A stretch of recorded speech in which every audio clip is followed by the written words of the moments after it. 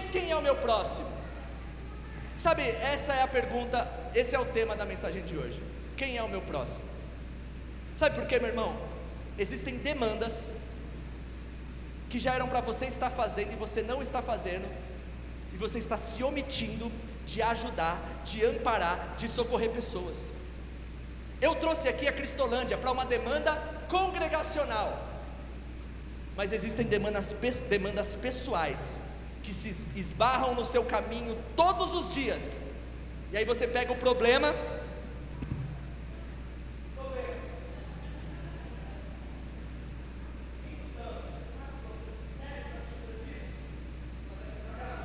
Aqui, eu estou tomando choque desse microfone, mas eu vou persistir. Segura aqui que você vai tomar junto. Não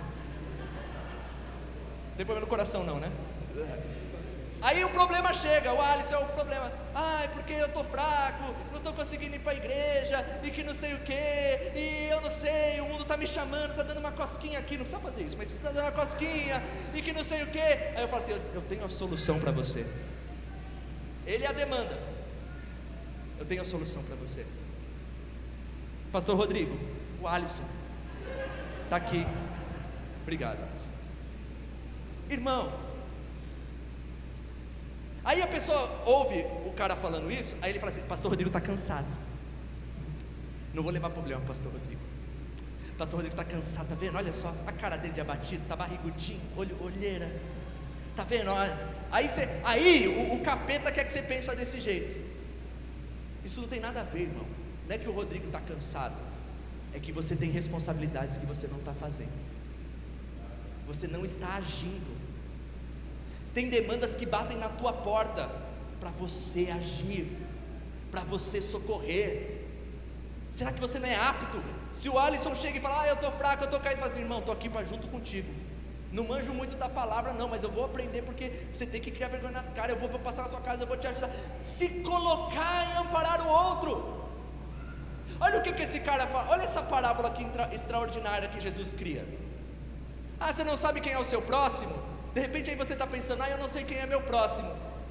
Você tem coragem de dizer que você não sabe quem é o seu próximo? Tudo bem, não vou te julgar, mas eu disse que com Jesus não vai dar uma de migué. Você sabe quem é o seu próximo, Zidem? Tu sabe, né? Né? Será que o meu próximo é a minha esposa? Que inclusive não está aqui hoje, porque nós passamos a noite em claro, com uma dor de cabeça terrível que ela está sentindo. Quem nos conhece há muitos anos já sabe dessa enfermidade horrível, né, Lu? Está de volta esse final de semana. A gente passou e fomos dormir 7 horas da manhã. Eu podia dizer, Rodrigo, prega hoje porque eu não estou legal, não estou na vibe, não estou sentindo. Sabe, tem gente que para fazer as coisas na igreja tem que estar sentindo. Vai sentir vergonha na cara? Não estou bem, briguei com o meu cachorro hoje, eu não estou. Aí, irmão, Jesus começa a propor uma parábola. Você não sabe quem é o seu próximo? Tá bom que eu vou. Pera aí que eu vou te. Você não sabe? Eu vou te mostrar quem é o seu próximo. E Jesus disse que descia um homem de Jerusalém rumo a Jericó. Ele vem de. Vamos lá? Ele vem de rumo a. Ele descia, era uma descida de cerca de 1 quilômetro da montanha, ali, descendo. Então, o que a gente tem que entender é que essa parábola que Jesus está propondo, esse homem que ele está falando, que descia de Jerusalém rumo a Jericó, ele era um pensei que ia gente falar juiz, não, judeu, porque ele estava em Jerusalém, o centro da adoração. Ele estava adorando em Jerusalém, provavelmente no templo, fez os seus rituais, fez tudo o que a lei mandava, estava voltando para Jericó. No meio do caminho, em meio às montanhas ali, vieram ladrões, salteadores, que roubaram ele, espancaram ele e deixaram ele meio morto. Eu acho muito interessante a tradução, meio morto. O que é meio morto, gente? Ou quase morto, mas deixou o cara em uma situação terrível, porque para mim, ou tu está morto ou tu está vivo, mas ele ficou meio morto. E essa questão que ele ficou meio morto, ele ficou largado. Ele era um judeu, ele era um homem religioso, Pedro está vindo de Jerusalém, ele era um homem que temia ao Senhor, mas isso não o impediu de uma fatalidade encontrar ele no caminho. Sabe o que isso significa para mim e para você, irmão? Que por mais religioso que você possa ser, por mais correto que você possa ser, existem armadilhas nos caminhos das nossas vidas que podem nos ferir, nos roubar e nos deixar meio morto. Não é o fato de você estar com Deus que não pode acontecer fatalidades na sua vida. Quantas fatalidades já não aconteceu na sua vida? Quantas percas não aconteceu na sua vida? Um dia tudo bem, tudo legal, tudo festejando, aí o Facebook só presta para mostrar a alegria que você já teve, né? Oh meu Deus, olha só, oh maravilha, e tempo bom. Aí lembra aquele rap antigo, oh tempo bom, que não volta nunca mais. Isso é muito velho. Você lembra disso? Não, você já era crente, né? Aí, entenda então uma coisa, irmão. O fato de você estar com o Senhor não te impede de na vida ter surpresas.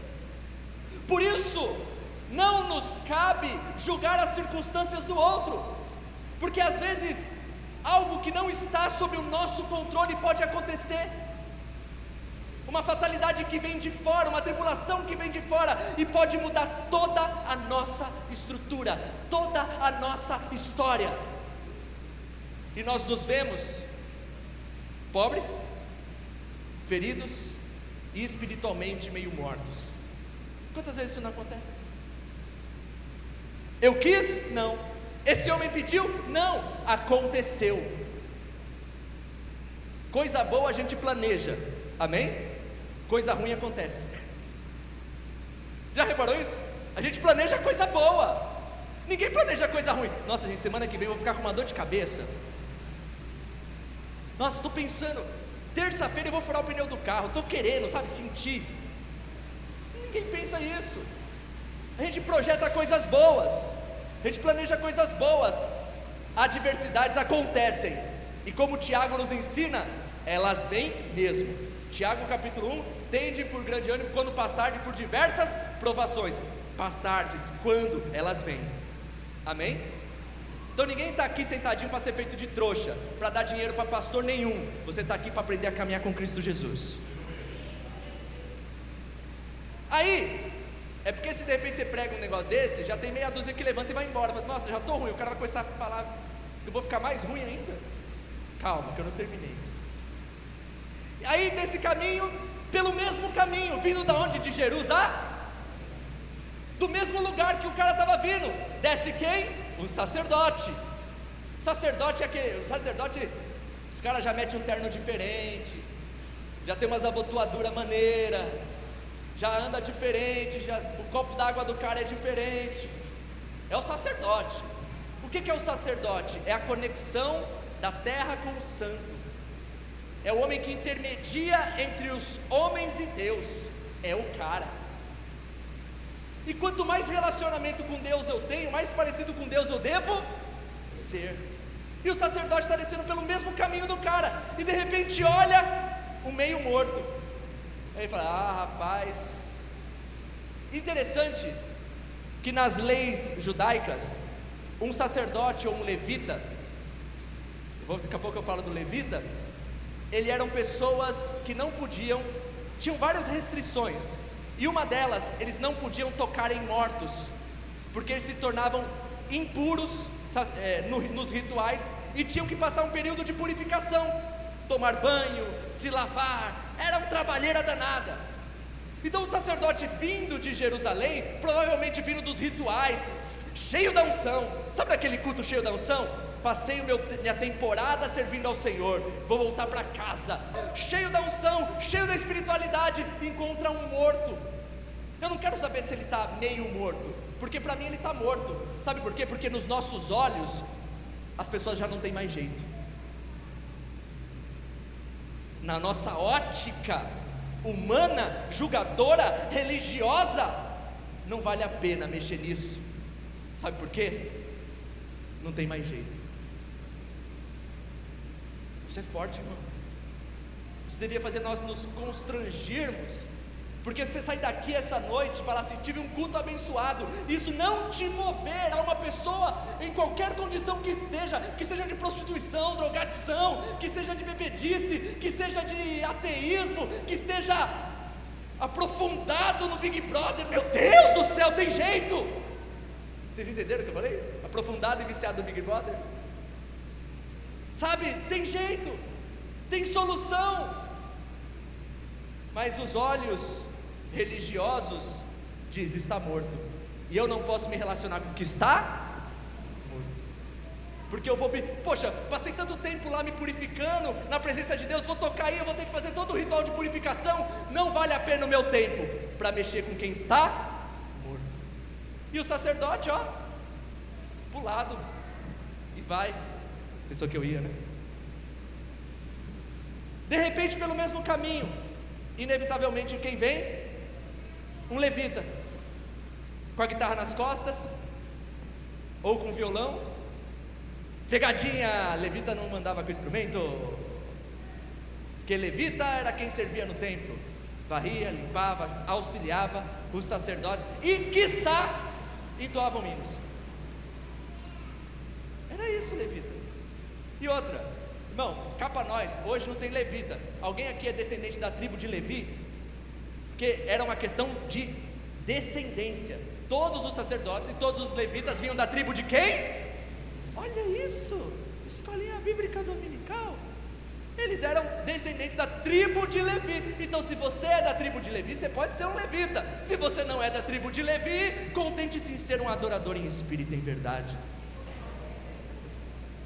Aí tem o levita, mesma situação do sacerdote, não podia tocar no quase morto. Aí o levita falou: poxa, já servi no templo, já passei a semana inteira servindo no templo, agora eu já tenho crédito com Deus, eu não preciso mexer com esse morto.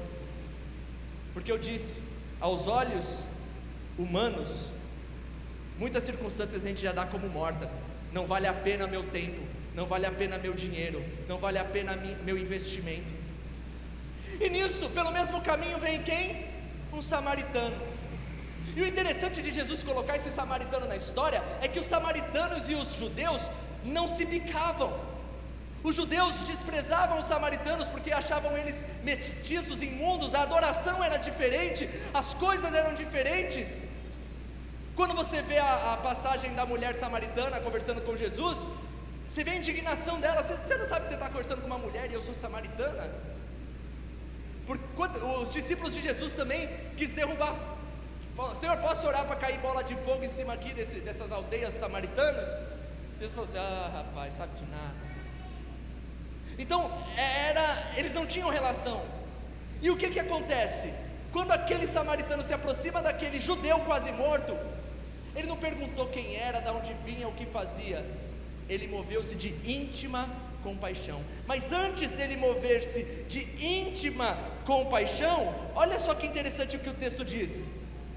Mas um samaritano que ia de viagem chegou ao pé dele, e vendo, chegou ao pé dele. Para chegar ao pé você tem que chegar perto. Amém? Sabe, irmãos, às vezes a gente procura, a gente olha uma necessidade, em vez da gente querer se aproximar da necessidade para poder ver a necessidade, a gente quer fingir que o mundo é cor-de-rosa ou azul, e correr atrás das nossas próprias felicidades. Sabe por quê? Porque se você chega perto de uma necessidade e você sente o cheiro da necessidade, porque necessidade tem cheiro muitas vezes e não é agradável. Necessidade tem dor, necessidade tem desespero, necessidade tem feridas que foram abertas. Necessidades, quando a gente chega perto de necessidades, nós somos levados a ter compaixão. Mas eu não quero ter compaixão de quem eu não conheço. Eu já tenho os meus próprios problemas, e Deus sabe. O Senhor sabe que eu tenho os meus problemas, o Senhor sabe que eu tenho as minhas demandas, o Senhor sabe que eu vim nesse culto aqui hoje porque eu estou com problema em casa, eu não tenho que saber do problema dos outros. E esse samaritano chega e se aproxima e olha, e ele olhando, ele se move de íntima compaixão, então ele se aproxima. E ele se aproxima e ele ata as feridas. Porque quando eu me aproximo do ferido, o que eu vou descobrir? Que ele não está morto, que ainda há vida, que ainda há esperança, que ainda há uma saída, que ainda pode ser feita alguma coisa, sim. Mas se eu só me afasto, se eu só julgo, se eu só considero morto, jamais eu saberei que ali há vida. É tão bom entrarmos nos nossos carros e passarmos pelas circunstâncias. É tão bom não nos envolvermos diretamente com as coisas e com as pessoas. Eu já tenho os meus problemas. Sim, eu já tenho os meus problemas. Eu não dormi essa noite, mas eu estou aqui essa noite falando com você, porque o Senhor fervilha em meu coração, dizendo que existem meio mortos aqui em nosso meio, espiritualmente cegos, que não conseguem discernir uma mão da outra e nem olhar a necessidade do outro. Então nós precisamos acordar e deixar de ser crente bonitinho e ser crente que põe a mão na ferida para lavar a ferida do outro, não para cutucar a ferida do outro, entenda? Mas para sarar. Porque quando ele se aproxima, ele passa azeite, que funcionava como um anestésico e evitava que moscas pousassem, e ele põe vinho, que servia como para tirar as bactérias. Não tinha mentiolate naquela época. E ele passa. E sabe o que é interessante? Ele pega aquele homem e coloca no cavalo dele, e ele leva para uma estalagem. Ele chega nessa estalagem, passa a noite cuidando desse homem, tratando as feridas desse homem. E ele fala assim: olha, eu tenho que seguir meu caminho. Mas é o seguinte, chega para o dono da estalagem e fala: olha, tome 2 moedas de prata. Você não tem ideia. Às vezes as coisas ficam aqui subliminar nos textos, e uma falta de entendimento às vezes faz com que a gente não se atente a alguns detalhes. Mas essas 2 moedas de prata, esses 2 denários, cada denário era 1 dia de trabalho. Então esse homem dá 2 moedas de prata, equivalente a 2 dias de trabalho dele, e fala assim: olha, cuida dele, e quando eu voltar eu vou passar por aqui, porque eu quero saber dele. Se ele te deu mais gasto, põe na minha conta, porque eu arco com tudo. Ele não perguntou o nome do cara, ele não perguntou de onde o cara vinha, ele não quis fazer um histórico do cara, não puxou a capivara do cara. Ele viu uma necessidade, se aproximou dela e fez aquilo que era possível ele fazer. Sabe, meu irmão, e sabe o que é mais interessante? Eu vejo umas coisas interessantes aqui nessas ações desse samaritano. Primeiramente, ele se coloca no lugar do outro. Não foi o que ele fez? Ele olha e move-se de íntima compaixão. Irmão, o dia mau vem para todo mundo. Quantas vezes você não foi pego de surpresa? O desespero. Da mesma forma que existem emissários do Senhor para fazer o bem, existem enviados de Satanás para fazer o mal, para nos roubar, para nos ferir, para destruir a nossa vida. E geralmente isso nos pega de surpresa pelo caminho. E sabe uma coisa? Nós temos que entender que todos somos sujeitos a cair nas mãos de pessoas más. Quantas pessoas que eu não conheço muitas vezes se acham espertas que não caíram em golpe? Foi o Robson, quantos foi da sua sogra? 10 mil? 10 mil reais da sogra do... A irmã foi sequestrada, não foi, irmã? Quantos levaram de você? 18 mil reais. Uma mulher viva, uma mulher inteligente, esperta. A empresa do dealer passou por dificuldades esse ano, não foi? Que passou, que ele compartilhou aqui. Eu estou reportando o que ele compartilhou conosco. Uma empresa. Enfermidades que batem na porta da nossa casa. Você acha que eu queria passar a noite acordado com a minha esposa? Eu oro, eu sou de Deus, eu sou pastor, mas eu também estou sujeito às enfermidades. eu sou menos espiritual. Não, eu sou gente, e você também é. Então a gente tem que entender, quando a gente olha as circunstâncias, ao invés de julgar as pessoas, devemos entender as pessoas, e saber que podemos sim estar na mesma situação que eles, porque a vida nesse mundo é uma loucura. Como diz o sábio, nada faz sentido, é tudo loucura. Quem é o sábio? Eclesiastes. Vai ler Eclesiastes. É um livro melancólico, do começo ao fim. Nada faz sentido, nada faz sentido. Eu já vi ímpio nesse mundo viver mais do que justo. Nada faz sentido, nada faz sentido, porque essa vida não faz sentido. Não é para eu e você se contentar com essa vida, porque nós não somos daqui. Às vezes nós queremos o conforto aqui, queremos a paz aqui, queremos viver tudo que podemos fazer aqui, mas abre os olhos, esse mundo milita contra nós, esse mundo nos suga, nos fere, destrói os nossos filhos, milita contra os nossos casamentos, quer interferir nas nossas relações de amor. Então a primeira coisa que esse samaritano faz, ele se coloca no lugar do outro. Uma outra coisa que ele faz, ele está indo para caminho, ele está com o seu jumentinho, ele está com o seu animal. Provavelmente, pelo que deixa entender o texto, ele tinha um compromisso a fazer, ele estava indo rumo a algum lugar. Tanto é que ele deixa o homem na estalagem, depois, olha, eu vou, e quando eu voltar, por que ele vai? Porque ele tem um compromisso. E quando a gente olha para o outro, a gente tem que deixar as nossas coisas de lado um pouco, os nossos interesses de lado um pouco, para olhar a necessidade do outro que está no nosso caminho. Tem gente que vai ajudar as pessoas e fala assim: que foi, irmão, você está com dor no pé? Essa dor no pé não é nada, irmão, eu já quebrei, o meu joelho é bichado, irmão. Aí começa a falar do problema dele, começa a querer engrandecer o problema dele. Você está assim: irmão, você está chorando porque você está sem dinheiro, irmão.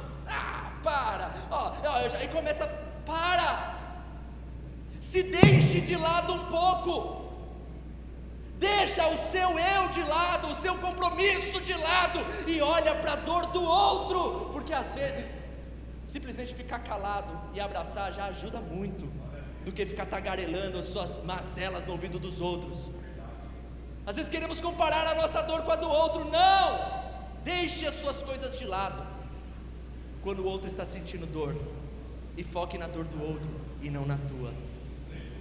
Aleluia. Outra coisa que ele faz, que a gente aprende aqui, quando a gente encontra uma necessidade, um próximo no nosso caminho, existem necessidades que são prioritárias. O que ele fez primeiro? Atou as feridas, passou azeite, colocou vinho. Sabe, irmão, é como eu disse aqui no caso do Alisson, alguém te encontra no seu caminho. Você está entendendo que essa mensagem é para falar do seu caminho?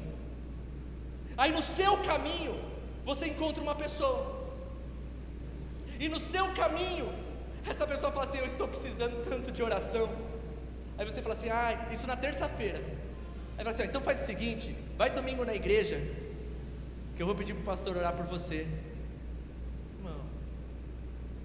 Não é assim, sabe? Existem demandas que são prioritárias, para ser feitas na hora, naquele momento, daquela forma, e ponto final, sem questionamento.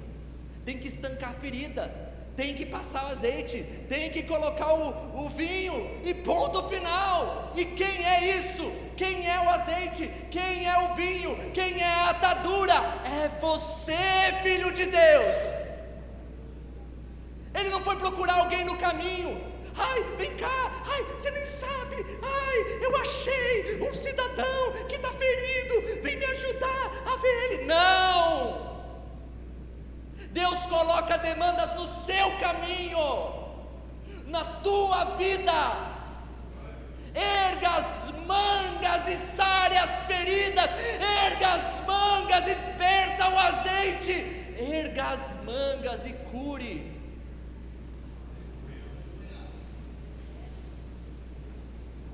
É tão fácil levar problema para os outros, né? Aí sabe por que muita igreja é uma porcaria no tratar com as pessoas? Porque acha que só alguns podem cuidar de pessoas.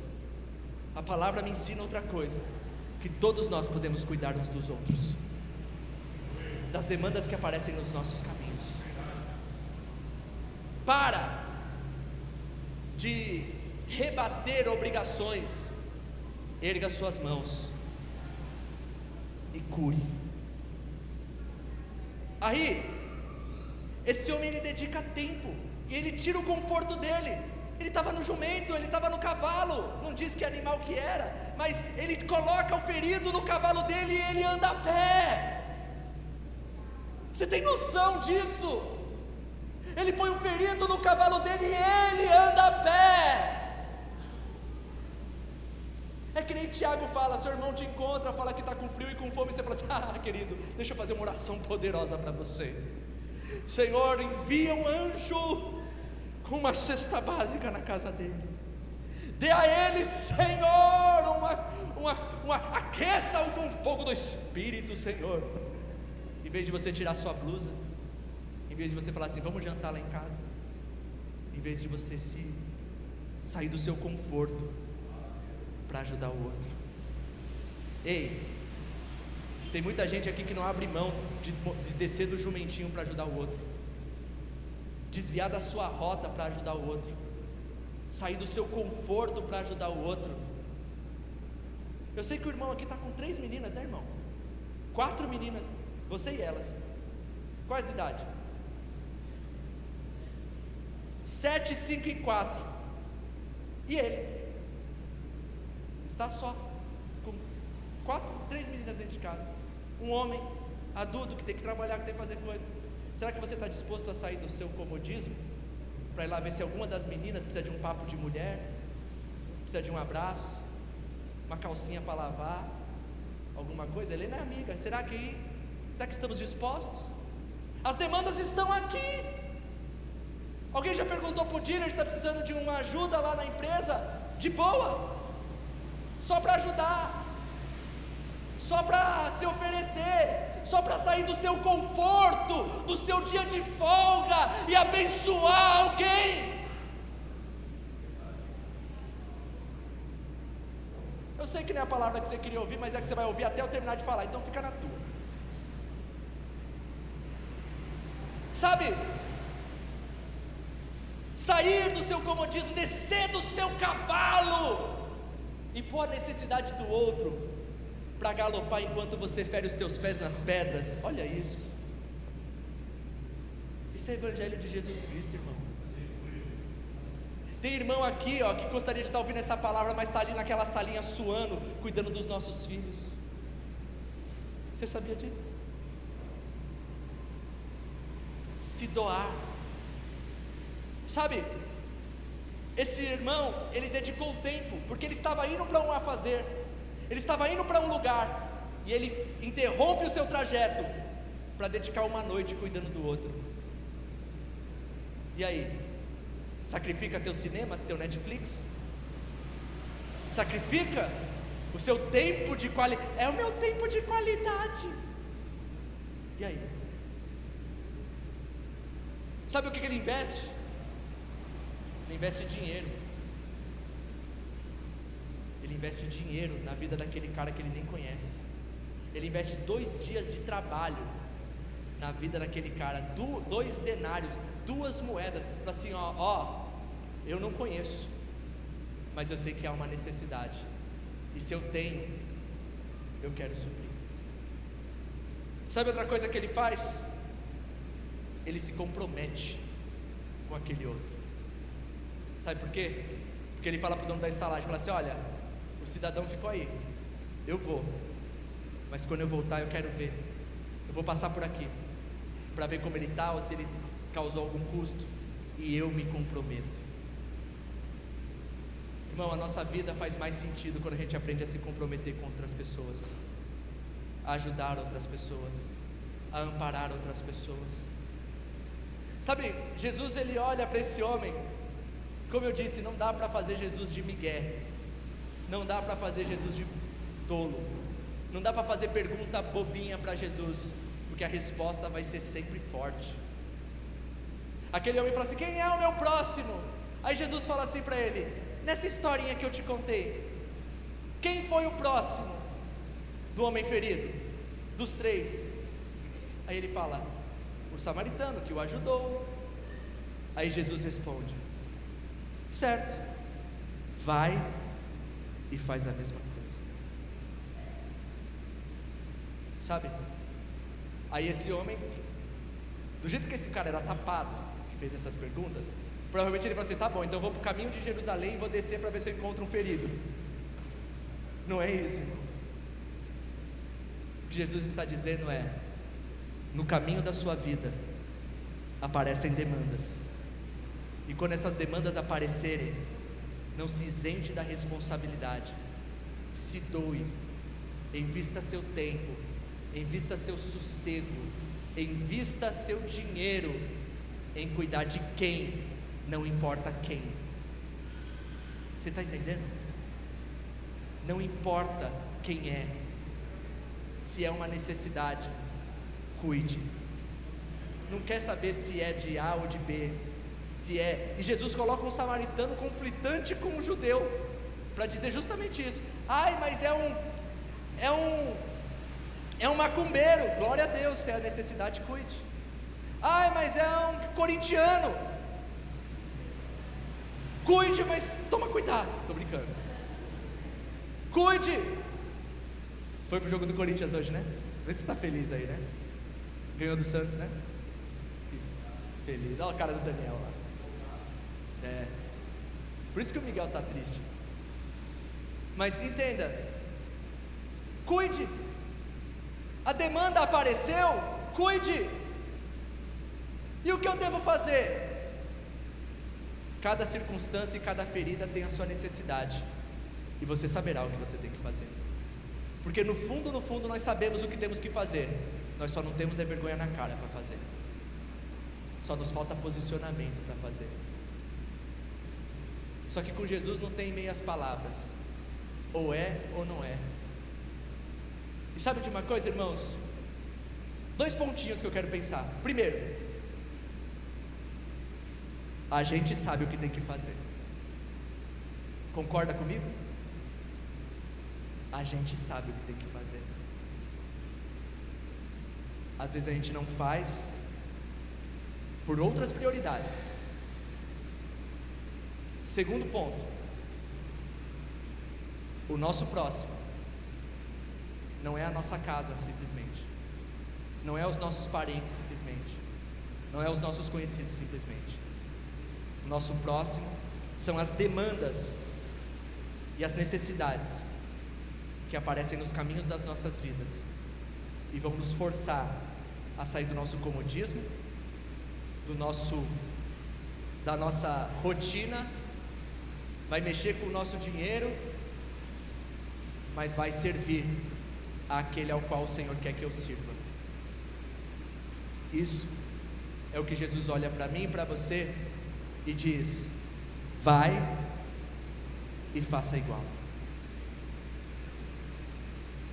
Porque se o Senhor espera uma coisa da sua igreja, e se nós acreditamos que nós teremos a vida eterna, como era a pergunta deste homem no começo, as obras não nos salvam, mas elas mostram em quem estamos firmados. Se somos firmados em Cristo Jesus, o nosso dever é sermos mais próximos dos nossos próximos, em nome do Senhor Jesus. Eu tenho certeza que se meia dúzia aqui hoje entendeu essa palavra e acredita que ela é espiritual, e absorver essa palavra e sair daqui e fazer da mesma maneira, essa igreja é uma igreja transformada e abençoada. Esse bairro é um bairro transformado e abençoado. Essa cidade vai ser uma cidade transformada e abençoada. Sabe por quê? Porque teremos emissários do reino servindo em prol do reino de Deus, e não em prol da denominação ou da ordem do pastor, mas em prol da palavra de Deus. E isso é o que nos basta. Fazer o bem, não importa a quem. Fazer a nossa obrigação, que é amar o outro, assim como Deus nos mandou a amar. Amém?